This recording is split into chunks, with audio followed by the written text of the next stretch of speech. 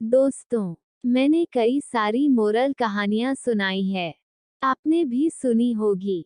लेकिन कुछ मोरल कहानियां ऐसी होती है जो बेहद खास होती है, क्योंकि वह हमारे खुद के बारे में होती है। आज यह मोरल कहानी भी आपको वही एहसास दिलाने वाली है, इसलिए इसे बहुत ध्यान से सुनिएगा। एक शहर के पास एक जंगल था, जहां दो भिखारी रहा करते थे। क्योंकि उनके पास रहने के लिए कोई घर नहीं था, इसलिए जंगल को ही उन्होंने अपना घर बना लिया था।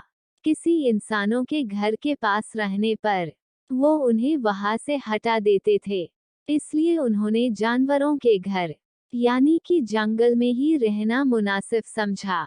स्वाभाविक रूप से वे दुश्मन की तरह एक दूसरे को देखते थे, क्योंकि वे एक ही पेशे में थे और दोनों में एक दूसरे से ज्यादा भीख के पैसे जुटाने की प्रतिस्पर्धा थी। दोनों भिखारियों में से एक अंधा था और एक लंगड़ा था, और वे हमेशा अपने ग्राहकों से भीख देने वाले लोग को लेकर झगड़ते रहते थे। आप नहीं जानते कि भिखारी आपके बारे में क्या बातें करते हैं। उनके अपने ग्राहक हैं, उनके अपने क्षेत्र हैं। वे दोनों भिखारी लगातार लड़ रहते थे। उन्हें एक दूसरे के कारण बड़ा संघर्ष और प्रतिस्पर्धा करनी पड़ती थी भीख मांगने में, इसलिए वो दोनों भिखारी सालों से दुश्मन थे। ये दुश्मनी ऐसे ही चलती रहती थी, लेकिन एक दिन जंगल में आग लग गई। अंधा भिखारी चलने और दौड़ने में पूरी तरह सक्षम था, लेकिन यह उसके लिए खतरनाक था, कारण वह देख नहीं पा रहा था कि वह सही दिशा में जा रहा है या नहीं। लंगड़ा आदमी सब देख तो सकता था, लेकिन अपने आप नहीं चल सकता था। वो आग को तेजी से अपनी तरफ बढ़ते हुए देख रहा था, लेकिन बेबस था, वहां से हिल नहीं पा रहा था। आग इतनी तेजी से फैल रही थी और हवाएं इतनी तेज थीं, लेकिन वह देख सकता था कि अभी भी बाहर निकलने की संभावना था। कुछ स्थान ऐसे थे जहां आग अभी तक नहीं पहुंची थी, लेकिन जल्द ही आग वहां पहुंच सकती थी।